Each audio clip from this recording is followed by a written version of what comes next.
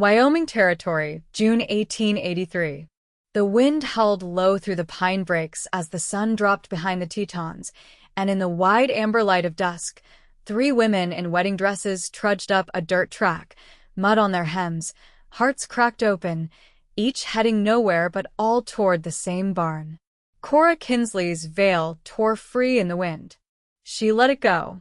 Her boots were soaked, her bouquet long since flung into a creek. She had not cried when Emmett told her right there at the church steps that he had changed his mind. She had stood quiet as folks whispered, then turned and walked away. She did not expect to find anyone else when she reached the barn on Grady Ranch land, but the doors creaked open and inside, 2 other brides sat in the hay. "You too," said the dark-haired one, dusting off her skirts. Cora blinked. "Me too." The third, a redhead with freckles across her nose, raised her head from her knees. "Well, hell." The first gave a tired laugh. "Name's Josie May Clifton." Groom bolted on horseback before the preacher even lit his pipe. "I'm Clara Dane," said the redhead. "Mine ran off with the organist during the hymns." Cora took a breath. "Cora Kinsley." He said he could not marry a woman who reads too much. They sat in silence for a while. The barn smelled of hay, old wood, and horses. The air was cold but still. A lantern burned near the horse stall. Cora looked at the dusty rafters. "You two planning to stay here?" "Not like I got anywhere else to go tonight," Clara said. "Me neither," Josie said. "Might as well share the barn." And that was how 3 brides, each left behind, shared a barn the night they were meant to be married. The wind picked up outside. Thunder rolled low in the distance. Cora tucked her legs beneath her and watched the lantern flicker. Footsteps scuffed outside. The barn door creaked. A man filled the doorway, tall, broad-shouldered, his hat pulled low. He stepped into the light, mud on his boots, a rifle strapped across his back. His face was sun-browned and rough-edged, but his eyes were steady. "Evening," he said. I saw the light. Cora stood slowly. "We are not trespassing. We just needed somewhere dry." The man nodded once. "This is my barn. Name's Gideon Rourke. You are welcome to stay the night." Josie crossed her arms.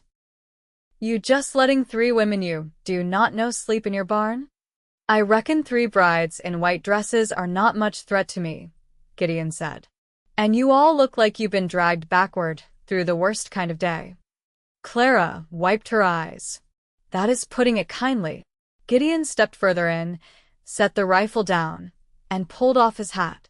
His hair was dark and fell just past his collar. "My ma used to say, when life kicks you down, you find somewhere soft to land. This barn is soft enough." Cora studied him, unsure what to make of the way he stood quiet, sure, not trying to charm anyone. Just solid. "You live here alone?" she asked. He nodded. "Got cattle and a couple horses. That keeps me busy." "You married?" Clara asked. Gideon shook his head. "No, ma'am." "Never got close." Josie narrowed her eyes. "You always taken runaway brides?" "Only when they walk into my barn," Gideon said with a tired kind of smile. A sharp crack of thunder shook the roof. He turned. "Storm's coming. You all better stay inside." "There's blankets in the back and some coffee on the stove in the house. I will bring some out." He disappeared before they could answer. Josie leaned forward. "Well, that is a man." Clara chuckled. "If I had seen him before my wedding, might have made a different choice." Cora said nothing. Her hands curled in her lap. She was still in her ruined dress, and her heart still ached, but something about that cowboy's calm voice had steadied her more than she expected. Gideon returned with a kettle, 3 mugs, and a loaf of warm bread wrapped in cloth. He set it down gently, then glanced around. "I will be back at dawn. You all rest. Weather should clear by morning." He met Cora's eyes for a moment, just one, and then turned and walked into the rain. By morning, the storm had passed. Sunlight broke across the meadow. Birds called from the trees. Cora woke to warmth on her face and Clara snoring softly beside her. She stepped outside, dress damp and wrinkled, hair tangled. Gideon was there, saddling 2 horses. He looked up. "Morning, Miss Kinsley." Her cheeks warmed. "You remembered my name. I do not forget things easy." She glanced at the horses. "You planning to take off?" "No," he said. "Planning to ride into town. I figured. Maybe you all want to get this wedding thing finished." Her brow furrowed. "What? You came here to marry. You are all good women, far as I can tell. If you want it, I will marry you." Cora blinked. "All 3?" Gideon shrugged. "1, 2, or 3. Whoever wants it. I am not offering for pity. I am offering because I think you deserve someone who will not run." Josie came out of the barn behind her. "Did I hear that right?" "I am not a preacher," Gideon said, "but I can fetch one. I will stand beside any of you that want to marry today. I will not leave." Clara stepped forward, eyes wide. "Why would you do that?" Gideon met Cora's gaze again. "Because life is short, and sometimes you only get one chance to make something strong out of something broken." Cora's breath caught. Her heart beat fast in her chest. She looked back at her dress, at her mud-stained skirts, and then at the barn where she had cried herself dry. She looked at Gideon again, and something inside her shifted. "I will marry you," she said softly. His shoulders went still. "You sure?" he asked. She nodded. "You are kind." "And steady." "And you did not flinch when 3 women in white turned up in your barn. That counts for something." Josie stepped forward. "Well, if Cora is marrying you, I would like to marry someone too. I would like to marry your ranch hand. You got one." Gideon chuckled. "My cousin Eli is in town. He has been looking for someone with fire." Clara grinned. "Then so have I. Let us ride." By mid-morning, 3 brides climbed into the wagon beside Gideon, each heart lighter than it had been the night before. Cora sat beside him, her hand close to his. He glanced at her once, then reached over and took it gently. "You will not regret this?" she asked. He squeezed her hand once. "No, ma'am." "I already know it." And as the sun rose higher over the Wyoming hills, the barn behind them, the heartbreak behind them, and the town ahead, Cora Kinsley leaned against Gideon Rourke's shoulder and smiled for the first time in days. They were heading to town, where by noon, she would be Mrs. Rourke. The wedding took place beneath a cottonwood tree behind the dry goods store, where the preacher stood in his Sunday coat, sleeves rolled up against the heat. The wind had settled to a breeze, and birds nested quiet in the rafters of the half-built mercantile across the street. The town had gathered not out of spectacle, but curiosity, and then, slowly, something like reverence. Clara wore a borrowed ribbon in her braid. Josie's boots didn't match. Cora, standing beside Gideon with her hand in his, had washed the dust from her face and let her hair down. The fabric of her dress was still damp at the hem. When the preacher asked if she took Gideon to be her husband, she didn't hesitate. "Yes," she said, voice calm. Gideon didn't smile, didn't speak anything extra, just looked her in the eyes and said, "I do." The moment passed soft as dusk, and when the preacher gave his blessing, Gideon lifted her hand, kissed her fingers gently, and she felt something in her chest settle for the first time in months. They did not linger after. Eli arrived from the livery, hat crooked, Clara already teasing him as if they'd known each other longer than an hour. Josie walked beside them both, boots kicking up dust, speaking quiet and low with a man from the telegraph office who had offered her a job watching the switchboard. Cora and Gideon stepped away from the others. The road to the ranch was long, but the wagon was hitched and waiting. "You sure you want to go back home just yet?" he asked her as he lifted her up beside him. She shook her head. "I don't think I ever had a home." He nodded once, flicking the reins.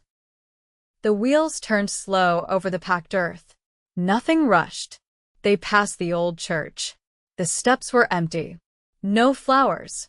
No music. Just sun-bleached wood and a door left open to the air. "Do you regret coming out here?" Gideon asked after a while. Cora glanced at him. "You mean to Wyoming or to your barn?" Either. She looked ahead. A hawk circled high above the distant bluffs. "I came out west because I wanted to live wide, not just survive. I thought I'd do that by marrying a man who owned a store and read the rail schedules every Thursday. But he wanted someone Smaller than me. someone who didn't ask questions." "You ask a lot?" Gideon asked. "Enough to learn what matters." He nodded, his jaw working as he thought. "I didn't expect to be married this morning. I didn't expect to feel calm an hour after doing it." They rode in silence for a while. 2 deer crossed the trail ahead, bounding into the brush. Far off, a ranch dog barked at nothing. "Did you love him?" Gideon asked. No. "I wanted to. I tried to. I thought it'd be enough just to be wanted. And now—" She turned to him. "Now I think I'd rather be seen." Gideon looked at her, long and steady. "You are." She felt the words all the way down her spine. By the time the sun reached its peak, they reached the ranch. Not much to it: fence lines, a squat house with new shingles, a porch with one rocking chair, and a pair of boots left to dry. Gideon helped her down. She stood on the packed dirt, looking at the land beyond the barn, the field of alfalfa beginning to green, the hills rising behind it all like a promise. "This is yours?" she asked. "Ours now," he said. Inside, the house smelled of pine soap and ash from the breakfast fire. A kerosene lantern hung from a beam, and the floor was swept clean.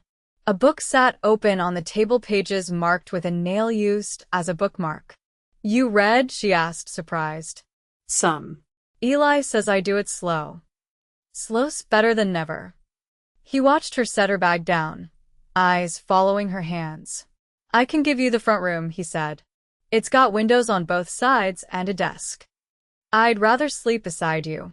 He didn't answer at first. Then, quiet as the wind brushing through dry grass, he said, "You sure?" "Yes." That night, she lay beside him in a bed made of cedar boards and hand-stitched quilts. No voices in the next room. No distant piano. Just the sound of his breath, steady and warm beside her. He didn't touch her, not yet. But he reached for her hand beneath the blanket and held it like it meant something. And she knew without having to ask that it did. The first Monday after their wedding, Cora rose early. The light outside was thin and rose-colored, the kind that hovered before the sun cleared the ridge. Gideon was already gone from the bed, and she found him in the yard, rubbing down a chestnut mare with a cloth darkened by sweat. "You didn't wake me," she said, brushing hair from her face. He glanced over his shoulder. "Didn't want to." She stepped off the porch barefoot, the ground cool beneath her soles. "You always work before breakfast?" "Always feed the animals first. They don't care much for patience." She watched him finish with the mare, then unbolt the corral gate and let her out into the pasture. The horse walked off at ease, tail flicking. "I'd like to help," she said. Gideon looked at her, not surprised, just thoughtful. "You know anything about cows?" No, she said. "But I learned quick." That morning, he showed her how to loop a halter, how to keep her fingers clear when latching a gate. When the sun climbed higher, they moved the cattle from the lower pen to the creek trail. She wore one of his old shirts, sleeves rolled, a strip of cotton tied around her head to keep her hair back. "You're not afraid of the work," he said, watching her guide a young steer across the shallow ford. "I'm not afraid of much anymore." He gave her a look like he believed her. By noon, they returned to the house, hands dirty, clothes streaked, and Cora's stomach growling. She set about warming beans over the stove, slicing cornbread that had gone a little stale at the edges. "You ever taught anyone to read?" she asked as she stirred. Gideon leaned against the doorframe, arms crossed. Taught Eli his letters when we were boys. Why? I want to teach. Maybe in town. If the schoolhouse ever gets finished. He nodded. You'd be good at it. She met his eyes. You don't mind if I work? It's your life too, Cora. I didn't marry you so you'd stay quiet and wait on me. She smiled faintly and passed him a plate. Later that week, they rode into town together. Clara and Eli were stacking crates outside the livery, laughing about something Cora couldn't hear. Josie stepped out of the telegraph office, her sleeves ink-stained, her hair pinned up with more care than usual. I'm sending for my sewing machine, she told Cora, adjusting her spectacles. Woman in Cheyenne said she'll sell it for half what it's worth. I'm going to start my own shop once I've saved enough. Gideon tipped his hat to her. You'll do fine. Inside the mercantile, Cora bought a slate, a tin of chalk, and a small primer book for children. Her hands trembled slightly as she counted out the coins, not from nerves, but because it was the first thing she'd ever bought for herself, with no one's approval needed. Outside, Gideon was securing the feed sacks to the back of the wagon. She climbed in beside him, laying the book across her lap. Town council's meeting next week, she said. I'm going to ask about the school. He nodded. You want me there? She looked at him. Only if you want to be. He flicked the reins. Then I'll be there. That night, they sat on the porch after supper. No words passed for a long while. The sky burned orange behind the hills, and somewhere out in the field, a lone cow called once and then fell quiet. She leaned against his shoulder. He rested his hand on her knee, warm and firm. You ever think about the day we met? She asked. Ida. What do you remember most? He looked out over the land he'd worked since boyhood. You standing in that barn like you belonged there. And not a single part of you asking anyone's permission. She turned her face into his arm, laughter soft in her chest. I didn't feel strong that night. I know, he said. But you were. She reached for his hand. He didn't let go. When the stars came out, they went inside together. The fire burned low, and the wind outside had stilled. In the quiet, he began unbuttoning her borrowed shirt one slow button at a time. She let him. Not for comfort, not for obligation, but because she wanted him close, wanted to feel his hands on her skin like they were building something new, slow and honest. He kissed her shoulder, then her mouth, every movement steady, like he'd never known anything else. They didn't speak again until long after the lamp was out, and the room was dark and warm. I never thought I'd feel safe with someone, she whispered. You are, he said. With me, you are. And she believed him, not because of the words, but because he'd shown her every hour since that barn. The cottonwoods had turned yellow by the time the mornings brought frost. Cora rose with a cold, pulling her shawl tighter before stepping out to check the coop. The hens had slowed their laying, and the wind carried a bite that hinted at snow in the high places. Inside, the fire crackled low. Gideon had already split and stacked enough wood to last through winter, the pile neatly covered with canvas behind the house. Cora added a log to the stove and set water to boil. She moved quiet, careful not to wake him. She had begun teaching on Sundays in the unfinished schoolhouse. A dozen children gathered on benches, while men worked hammer and saw on the far end of the room. Some of the younger ones barely spoke, their families having come west from Missouri or Kansas or farther still, but they listened closely when she read from the primer. She took no pay, said she wouldn't until the windows were in, and the roof didn't leak. That afternoon, as she bundled the last of the dried herbs from her garden, mint, sage, and a few stalks of feverfew, she heard the slow approach of hooves. Gideon rode in from the south fence line, his horse lathered, shirt clinging to his back. He dismounted without a word and tied the reins to the post. I'll ready a basin, Cora said. He scrubbed the dirt from his arms, the water turning brown as it spilled over the rim. She handed him a towel and sat on the porch rail, watching the sky shift above the hills. "We lost the calf," he said after a while. "Cow stepped wrong in the arroyo. Legs broke." "Did you put her down?" He nodded. "Couldn't leave her to suffer." The silence that followed wasn't heavy, just true. She didn't try to soften it. Instead, she reached for his hand, still damp, and held it between both of hers. "Clara sent word," she said. "She and Eli are building a lean to behind the livery. He's teaching her to shoe horses." "That sounds about right," Gideon said. "Josie's apprentice quit," she added. "Didn't like being told what to do by a woman. She says she'll manage better alone." Gideon smiled faintly. "She always did." Cora leaned her head against his shoulder. "You think we'll have children?" He looked down at her, eyes steady. "If we do, they'll be loved." She closed her eyes for a moment. "I'd like that." That night, after the dishes were washed and the lanterns trimmed, Cora brought out a bundle wrapped in muslin. She laid it on the table and unfolded it carefully, a patchwork quilt, each square made from scraps of their old lives, a strip from her wedding dress, a piece of his mother's apron, the sleeve from the shirt Gideon had worn the day they met. He touched the edge of the cloth, fingers tracing the stitches. "When do you make this?" "Evenings. When you were out." "I wanted something that said we built this together." He didn't speak, but he stood and walked around the table, pulling her gently into his arms.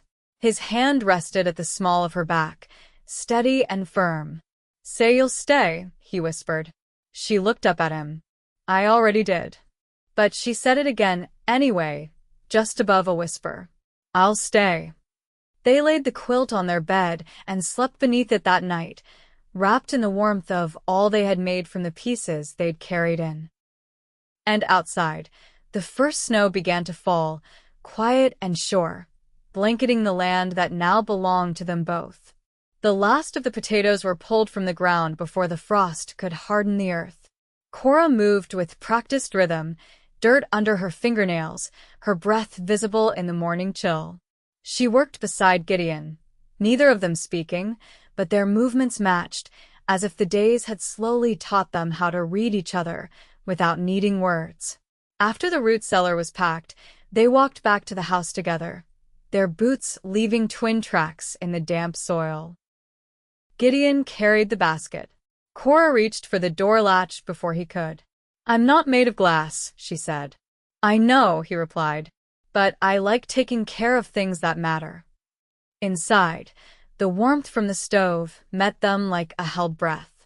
Cora set water to heat and drew out the last of the blackberry preserves from the cupboard, spooning a bit onto the edge of the bread she'd baked that morning. "They're sending a man from Cheyenne to inspect the school," she said, passing Gideon the plate. "If he signs off, we'll be eligible for supplies. Chalk, slates, maybe even a map." He dipped his head. "You proud?" "I'm tired," she said, then smiled. "But yes." "I am." Gideon chewed slowly, then reached for her wrist, his calloused thumb brushing the inside of her arm. "You've done something lasting, Cora." She looked at him. "So have you." That evening, he brought in a parcel wrapped in oilcloth. He laid it on the table without a word, watching as she untied the string. Inside was a bound journal, the cover hand-tooled with her initials, and a pressed sprig of prairie sage tucked between the first 2 pages. "I thought maybe you'd want to write down your days," he said. "You notice things I don't." She opened the cover slowly. "I don't know what I'd write." "Start with what you've built," he said. "Then add what you hope for." The first snow came heavy. The roof held. The horses were blanketed and stabled, and the cattle moved to the lower field, where the wind didn't cut so sharp. Cora spent longer hours at the table, arranging lessons, copying pages from borrowed books. Gideon sanded new fence rails by the hearth, his boots drying by the stove. One night, as the wind rattled the shutters, Cora rested her head against his shoulder, her gaze on the fire. "Did you ever think it would be like this?" she asked. "Not once." "But you're content?" He nodded. "With you, yes." She reached for his hand, their fingers lacing gently. "I never imagined I'd be loved like this." He didn't speak, just turned to her and kissed her forehead, then her cheek, then the center of her mouth, slow and sure. That winter, the schoolhouse was approved. Supplies came by freight, along with a letter from the state confirming Cora as the official teacher for the valley. Gideon built a proper desk for her, carving her name along the underside where only she would see it. Clara married Eli in March, on a hill overlooking the livery. Josie opened her sewing room beside the telegraph office, and folks started calling her Miss Clifton again, with a kind of respect that hadn't been there before. The land greened again, slow but certain. Cora planted sweet peas along the edge of the porch, and when they bloomed, she cut the first bunch and placed them in a jar beside the bed. In the quiet of one evening, as the sun stretched long across the pasture, she stood at the fence line with Gideon watching the herd graze. "I think we're ready," she said. "For what?" "A child. If it happens." He didn't move, just slid his arm around her waist. "Then we'll be ready together." Spring turned to summer. The school ran 3 days a week, and Cora's lessons grew more ambitious. Gideon added a second stall to the barn, then a third. They bought a milk cow from a neighbor across the ridge, and she followed Cora around the yard like a dog. In late August, Cora sat on the porch with her journal open, the page half filled. Gideon stepped outside, wiping his hands on a cloth. "You've been quiet. There's something I need to tell you." He stilled, watching her closely. She closed the journal. "I'm with child." I waited to be sure. For a moment, he didn't speak. Then he crossed the porch and knelt in front of her, his hands on her knees, steady as ever. "Are you afraid?" he asked. "A little." "Then I'll be here." Every breath of the way. She let out a breath that trembled, and he leaned forward to press his brow against hers. They sat like that until the light faded, and neither of them moved until stars began to show. The child came the following May, a girl with hair the color of wheat in the sun. They named her Eliza Ruth, after Cora's grandmother and Gideon's mother. She slept in a cradle Gideon carved by hand, its sides smooth as river stone. They raised her in the rhythm of the land morning feedings, soft lullabies by lamplight, her laughter echoing through the kitchen as she grew strong on love and clear air. Years passed quiet and full. The schoolhouse added 2 more benches. The ranch expanded. The porch sagged a little under the weight of time, but the rocking chair held. Cora's garden bloomed whiter each spring, and Gideon's hair began to silver at the temples. But every night, they still lay beneath the quilt she'd made, their hands finding each other beneath the covers, fingers curled together, certain. They had built a life from nothing but decency, choice, and a barn on a hard day. And in the mornings, when Cora opened her eyes to the sound of her daughter's voice and her husband's boots on the floorboards, she knew there was no part of her that still ached from the day she'd walked away from the wrong altar. She'd found her home, and she never left it.